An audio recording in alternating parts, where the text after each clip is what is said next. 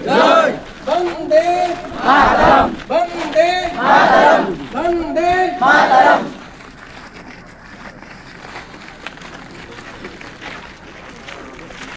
जाने के आध्यात्मिक चेतना को नहीं आम परिवेश तैयारी करूँ बहुत खुशी हो गली तत्क्षण प्रस्ताव को संगे संगे कहली यह एक आम अनुष्ठान आम समस्त मोर प्रिय छात्र छात्री यह एक सुवर्ण सुजोग कारण आम समस्ते बहुत व्यस्त समस्ते जेझा जेझा कार्य व्यस्त किंतु आध्यात्मिक चेतना आध्यात्मिक कार्यक्रम आध्यात्मिक चेतनार केमिति प्रगति हम उन्नति हम से चेतना को केमिति आम मध्य बेसी समय आम जागृत कर रखी पारू ताहा प्रचेषा टी कमी जाए ताको अनवरत चेष्टा करिवार सुजोग बहुत कम थाए तेणु जिते भी सुजोग आसी आम अनुष्ठान गोटे महात्मा आमर मोर समस्त बंधु कर्मचारी शिक्षक समस्ते सहयोग करती ये कार्यक्रम को एवं आम दैनंदिन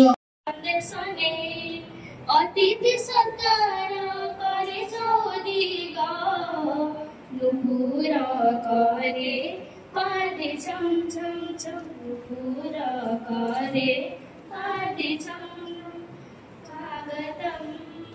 स्वागतम। जाने के आध्यात्मिक चेतना को नहीं आम परिवेश तैयारी करूँ बहुत खुशी हो गली तत्क्षण प्रस्ताव को संगे संगे कहली यह एक आम अनुष्ठान आम समस्त मोर प्रिय छात्र छात्री यह एक सुवर्ण सुजोग कारण आम समस्ते बहुत व्यस्त समस्ते जेझा जेझा कार्य व्यस्त किंतु आध्यात्मिक चेतना आध्यात्मिक कार्यक्रम आध्यात्मिक चेतनार केमिति प्रगति हम उन्नति हम से चेतना को केमिति आम मध्य बेसी समय आम जागृत कर रखी पारू ताहा प्रचेषा टी कमी जाए ताको अनवरत चेष्टा करिवार सुजोग बहुत कम थाए तेणु जिते भी सुजोग आसी आम अनुष्ठान गोटे महात्मा आमर मोर समस्त बंधु कर्मचारी शिक्षक समस्ते सहयोग करती ये कार्यक्रम को एवं आम दैनंदिन निशा द्रव्य खाद्य खाई जदि से निशारे आम मशगुल हबु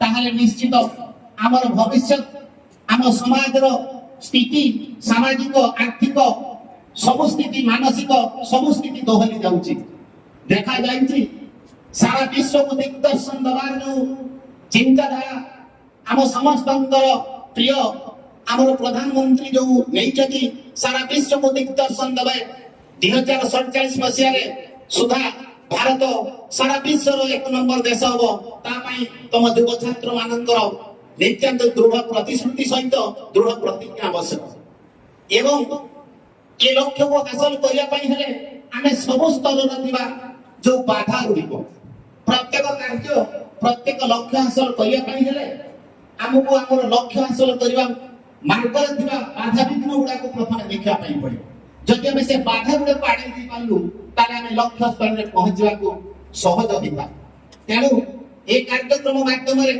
केवल गोटे कथा मु कहबी जे आम सबुदिन आम पिला उपदेश दौचे आम पिला आम कथा शुणी शुणी फेड़ा गले सार तो से सबुदिन भल पिला हो भल मनीष हो चरित्र गठन कर कि आज आम गहन में आम मुख्य अतिथि एवं मुख्य वक्ता एवं बरेण्य महात्म्य व्यक्ति उपस्थित अच्छा आसतु समस्ते मुह शुणा बाणी शुणा जहाँकि आम पिला विशेष प्रभाव पकेब स्वाधीनता संग्रामी माने निजर जीवन को बलिदान दे ए भारत को स्वाधीन करिसंती आमे ताको पय नतमस्तक करू किंतु आमे गर्व एवं गर्वित ए भारत रे आमे समस्त जानि जानि स्वाधीन भावरे जीउ छु तेनु किंतु आमे केबे विचार करछु कि आमे प्रकृति रे स्वाधीन ना किसी कथारे पराधीन होई के रही केवल इंग्रेज मान आमे स्वाधीन हो जाइछि किंतु मनरे बुद्धि रे अनेक प्रकार कु आचरण रे कु निशा रे आमे पराधीन होई रही ये भारत भूमि देव भूमि जो भारत वर्ष दिने रामराज्य थिला सुनार दुनिया थिला जो रामराज्य पाई जातिर पिता महात्मा गांधी अनेक आंदोलन करथिले रामराज्य स्वाधीन होला किंतु रामराज्य होई पाला ଆମେ ଏଇଠୁ ଜାଣିଛୁ ଯେ ଦିନେ ରାମରାଜ୍ୟ ଥିଲା, ପୁଣି ଆଉ ଥରେ ରାମରାଜ୍ୟ ଆସିବ। ଏଇ ଭାରତ ବର୍ଷ ବିଶ୍ୱ ଗୁରୁ ବନିବ। କେମିତି ବନିବ? ଭାରତର ସବୁଠାରୁ ବଡ ସମ୍ପଦ ହେଲା ଯୁବକ। এই যুবপিঢ়ি মানে ଭାରତର ସବୁଠାରୁ ବଡ ସମ୍ପଦ। 65% ଯୁବକ ଭାରତରେ ରହୁଛନ୍ତି, କିନ୍ତୁ ଆଜି ଦୁଃଖର ବିଷୟ ଭାରତର ଯୁବଗୋଷ୍ଠୀ 90% 25 ବର୍ଷରୁ କମ ପିଲାମାନେ ଏଡିକ୍ଟେଡ ହେଇକି ରହିଛନ୍ତି। କୋଉ ନିଶା? ଆପଣ ମାନେ ଜାଣିଛନ୍ତି ନିଶା କଣ? ଜାଣିଛନ୍ତି ନିଶା କଣ? ଜାଣିଛନ୍ତି? କେହି ଜାଣିନାହାନ୍ତି? କେହି ଖାଆନ୍ତିନି? ଯେ ଜାଣିଛନ୍ତି ନିଶା କଣ କଣ ଟିକେ ହାତ ଉଠେଇଲେ। ଆଚ୍ଛା, ଯଦିଓ ଜାଣିଛନ୍ତି କିନ୍ତୁ କହିବା ପାଇଁ ଟିକେ ସଂକୋଚ କରୁଥିବେ। ପ୍ରଜାପିତା ବ୍ରହ୍ମାକୁମାରୀ ଈଶ୍ୱରୀୟ ବିଶ୍ୱବିଦ୍ୟାଳୟ, ଅଗଷ୍ଟ 2 ତାରିଖ ମାନ୍ୟବର ପ୍ରଧାନମନ୍ତ୍ରୀ ଭିଡିଓ ମାନେ ଯାହା ମାନେ ସ୍ୱାମୀ ମଦ ଖାଉଥାଏ ତା ସ୍ତ୍ରୀକୁ ପଚାରିବେ ସେ ମଦର ଯନ୍ତ୍ରା କଣ। ଯାହା ପୁଅ ମଦ ଖାଉଥାଏ ତା ମା ବାପାକୁ ପଚାରିବେ ମଦର ଯନ୍ତ୍ରା କଣ। ଏଟା ଏତେ ବର୍ତ୍ତମାନ ସମାଜରେ ଗୋଟେ ବ୍ୟାଧି, ଗୋଟେ ସଂକ୍ରମଣ ଘାରି ଯାଇଛି। ଯଦି ଏ ନିଶାକୁ ଯଦି ଆମେ ନ ରୋକି ପାରିବା ତାହେଲେ ସମାଜର କୋଉ ସ୍ତରକୁ ଆମେ ଚାଲିଯିବା ତାର କିଛି ହିସାବ ଆମେ ଦେଇପାରିବା ନାହିଁ। ଦେଖନ୍ତୁ, ଆଜି ଯେତେ ବି ଅସାମାଜିକ କାମ ହଉଛି ବିନା ମଦରେ ହଉନାହିଁ। ଜଣେ ସୁସ୍ଥ ମଣିଷ କେବେ ଗୋଟେ କ୍ରାଇମ କରିବା ପୂର୍ବରୁ ସହିତ ଚିନ୍ତା କରିବ, କରିବେ ନା କରିବେ, ତାର ସେ ମାନସିକ ଚିନ୍ତନଟା ରହିବ। କିନ୍ତୁ ଗୋଟେ ମଦ ପିଇ ସାରିଲା ପରେ ଗୋଟେ ମଣିଷ ହିତାହିତ ଜ୍ଞାନ ଭୁଲିଯାଏ। ଚୋରି, ଡକାୟତ, ମର୍ଡର, ରେପ୍ କରିବା, ଗ୍ୟାଙ୍ଗ ରେପ୍ କରିବା, ଯେତେ ପ୍ରକାର ଅସାମାଜିକ କାମ କରିବା, ମଦ ପିଇ ସାରିଲା ପରେ ତାର ମାନେ ସେ ହିତାହିତ ଜ୍ଞାନ ହରାଇ ବସେ, ଯାହା ଫଳରେ କି ସେ କିଛି ବି କ୍ରାଇମ କରିଦିଏ। ଥରେ ମୋର ଜଣେ ଡକ୍ଟର ବନ୍ଧୁ ଥାନ୍ତି, ମୁଁ ତାଙ୍କ ଘରକୁ ଯାଇଥାନ୍ତି। ମୁଁ ଗଲାବେଳକୁ ସିଏ ମୁହଁକୁ ଫୁଲେଇକି ବସିଥାନ୍ତି। ମୁଁ ଯାଇକି ନମସ୍କାରଟା ମାରିଲି, ସେ ଆଉ ନମସ୍କାର ମାରିଲେନି, ମୁଁ କେମିତି ବୁଲେଇ ଦେଲି। କଣ ଗୋଟେ ହେଇଛି ଦେଖି ଘର ଭିତରେ ଗଲି, ତା ମିସେସକୁ ପଚାରିଲି ଯେ କଣ ହେଇଛି ସାର୍ଙ୍କର, କଣ ଏମିତି ଫୁଲେଇ ବସିଛି। କେହି ଜାଣେ ସକାଳୁ ଯାଇଥିଲେ ମୋ ଫୁଲେଇ ବସି କଥାବାର୍ତ୍ତା କରୁନାହାନ୍ତି। ମୁଁ ପଚାରିଲା ଯେ କଣ ହେଇଛି ନା ଆମ ଘରେ ଜଣେ କ୍ଷୀର ବିକ୍ରି କରେ ଗୋଟେ ଲୋକଟେ। କ୍ଷୀର ମତେ କହିଲା ଯେ ଡେଲି ମୁଁ 1 ଲିଟର କ୍ଷୀର ଦେବି, ମତେ ଡେଲି ପେମେଣ୍ଟ କରିଦବ। ସିଏ କଣ କରେ, ଏଠି କ୍ଷୀରଟା କେତେ ଟଙ୍କା, 40 ଟଙ୍କା ଲିଟର କ୍ଷୀର ଦେଇଦବ। ସେଇ ପଇସାରେ ସାଙ୍ଗେ ସାଙ୍ଗେ ଛକର ମାଲ ପିଇ ଦେଇକି ମଦ ପିଇ ଦେଇକି ଘରକୁ ପଳେଇବ। ତା ଡେଲି ଦରକାର। ଆଜି ମୁଁ ଯାଉଥିଲି, ସେ ମାନେ କ୍ଷୀରଟା ବିକି ଦେଇ ପଇସା ମୁକ୍ତ ନେଇ ମଦଟା ପିଇକି ସେଠି ପାଟି କରୁଛୁ। ମୁଁ କହିଲି, ତାକୁ ଡାକିଲି, ଏଇଠି ହରି ଟିକେ ଆଇଲୁ, ଆରେ ତୁ ମତେ କ୍ଷୀର 1 ଲିଟର ଦେଇକି ତୁ ସେଇ ପଇସାରେ ମଦ ଖାଉଛୁ, ତୁ ସେଇଟାରୁ 1 ଲିଟର ମତେ ଦେଇକି ଆଉ 1 ଲିଟର ତୁ ପିଇଦେ, ତୋର ଦେହର ବଳ ହବ, ତୁ ସେ ମଦଟା କାହିଁ କହୁଛୁ? ଆଜି କ୍ଷୀର ପିଇବୁ, କେ ଦିନ ବଳ ହବ ଚାହିଁଥା, ବଳ ହେଇ ବି ପାରେ ନ ବି ହେଇପାରେ। ଏଇ ସାଙ୍ଗେ ସାଙ୍ଗେ ମଦ ପିଇନି କେତେ ବଳ କହିଲା, ଠାଇ ଗୋଟେ ଚଟକା ବସାଦେଲା। तो ଯେମିତି ନାହିଁ ନା, ତୁରନ୍ତ ସତ୍ୟ କେସା କୋଇ ନାହିଁ ଜେସା କୁକଣ୍ଡି ଜେସା। ତେଣୁ ତୁରନ୍ତ ମାନେ ଦେଖ, କୋଉ ଆପଣ ଯୋଉ କ୍ୟାଟେଗୋରୀ ମାନେ ମଦ ପିଇ ସାରିଲା ପରେ ଆପଣ ମାଇଣ୍ଡଟା ସବୁ ନେଗେଟିଭ ଆଡକୁ ଟାଣିବ। ସେ ଦେଖୁଛୁ ଯେ ମଦ ପିଇ ସାରିଲା ମୋର ଶକ୍ତି ଆସୁଛି, ଯାହାକୁ ଗାଳି ନ ଦେଇ ପାରେ ଗାଳି ଦଉଛୁ, ଯାହାକୁ ପିଟି ନ ପାରୁଛୁ ଲୋକ ପିଟି ପାରୁଛି। ତେଣୁ ସେ ସେଇ ସେନ୍ସନ ହଉଛି ଯେ ମଦ ଖାଇଲେ ବହୁତ କିଛି ହଉଛି। ମୋର ଗୋଟେ ସାଙ୍ଗଟେ ଥିଲା ବହୁତ ଟପର, ବାଣିଘରେ ପଡିଲା ବେଳେ ସିଏ ସଫ୍ଟୱେୟାର ଇଞ୍ଜିନିୟର ଥିଲା, ବହୁତ ବ୍ରିଲିଆଣ୍ଟ, ଆମ ବ୍ୟାଚରେ ଟପର ଥିଲା। କିନ୍ତୁ ତା ବିସିଆ ଭଳିଆ ବସିବାକୁ ଥିଲା ସବୁବେଳେ ଏମିତି ହେଇଯାଇଥାଏ। ସବୁବେଳେ ତାର ଏମିତି ନର୍ମାଲ ବେଳେ ବି ଏମିତି ଥାଏ, କାରଣ ସିଗାରେଟ ଟାଣି ଟାଣି ତାର ଏଇଟା ଏମିତି ସବୁବେଳେ ଥାଏ। କିଛି ନ କଲା ବେଳେ ବି ନ ଟାଣୁଥିଲା ହାତ ଅଭ୍ୟାସ ହେଇଯାଇଛି। ଯେତେ ବଡ ପ୍ରୋବ୍ଲେମ ତାକୁ ଦବ, ଗୋଟେ କମ୍ପ୍ୟୁଟର ଭାଙ୍ଗି ଯାଇଥାଉ, ହ୍ୟାକ୍ ହେଇଯାଇଥାଉ, ଭାଇରସ ହେଇଯାଇଥାଉ, କିଛି ବି ହେଇଥାଉ, ତାକୁ ଡାକିବ ସୁରେ କହିଛି ଗୋଟେ ଦେଖ କଣ ହେଇଛି, କଣ ହେଇଛି, ଆଚ୍ଛା, ଯୋଉଟା କି ପ୍ରଫେସର ମାନେ ପାରନ୍ତିନି। ସେ ଆସିବ ଦେଖିଦବ, ମାନେ ଗୋଟେ ଶରୀର ନଥିବ, ବାକି ଥିବ ଆଉ ଗୋଟେ ଲାଗିଯିବ। ହଁ, ୟାର ଟାଣୁଥିବ, ଆସିବ ଦେଖିଦବ କଣ ହେଇଛି, ହଁ ହେଇ ଚାଲ ତ ସେ ଆମେରିକାରେ ଥାଏ, ଆମେରିକାର ସଫ୍ଟୱେୟାର ଜବ୍ କରିଥାଏ।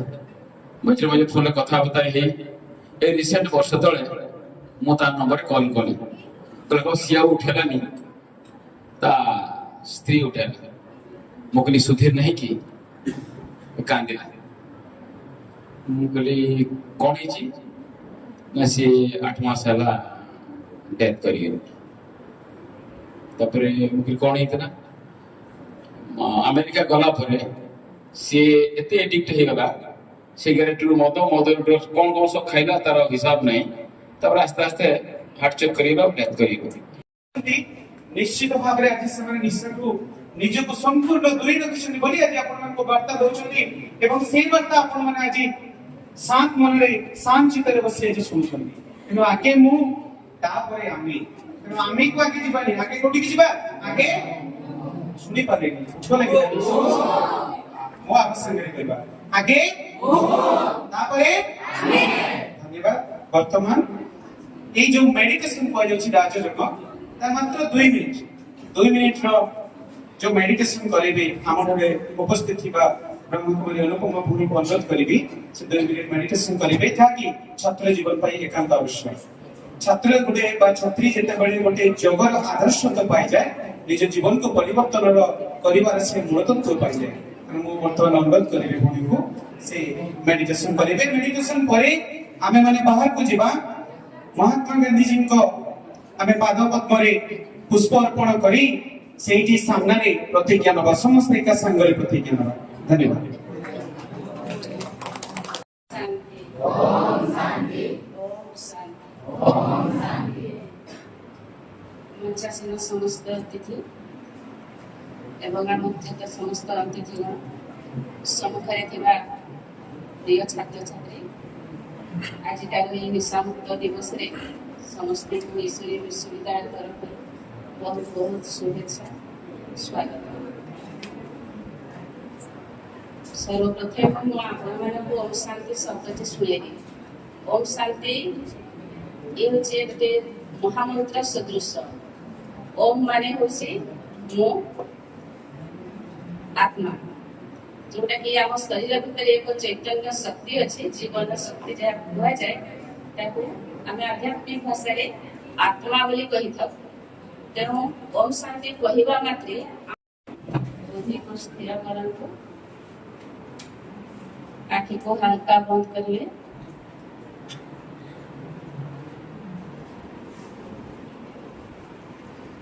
एक दीर्घ निश्वास नियंतु अनुभव करंतु मु एक ज्योतिर्बिंदु आत्मा अटे ये शरीर मध्य ढोलता मध्य अवस्थित मो आत्मा ज्योतिर्बिंदु स्वरूप मु एक महान आत्मा अटे विशेष शक्तिशाली आत्मा मो द्वारा मो आत्मा अशेष शक्ति अच्छी मो सब किसी करिपारिबे मो एक चमकुथिबा ज्योतिर्बिंदु आत्मा मोर पिता होती परम पिता परमात्मा शिव बाबा से होचंती शक्तिर सागर शांतिर सागर आनंद एडिक्शन फ्री दृढ़तार सहित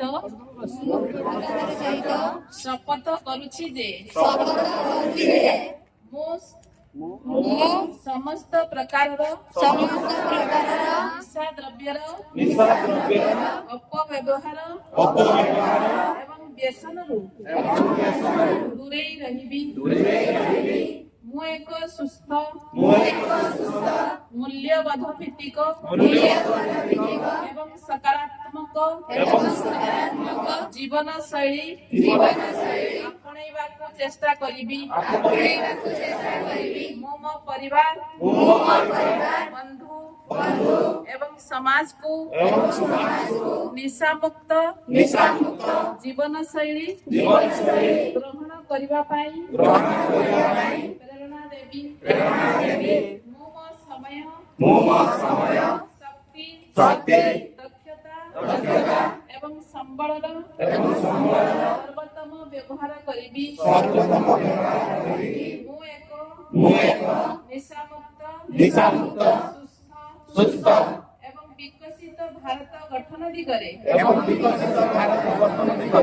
ସକାରାତ୍ମକ ଭାବେ ଯୋଗଦାନ ଦେବି। ଜୟ ହିନ୍ଦ, ଜୟ ଭାରତ, ବନ୍ଦେ ମାତରମ୍। ଓମ୍ ଶାନ୍ତି, ଓମ୍ ଶାନ୍ତି। Thank you.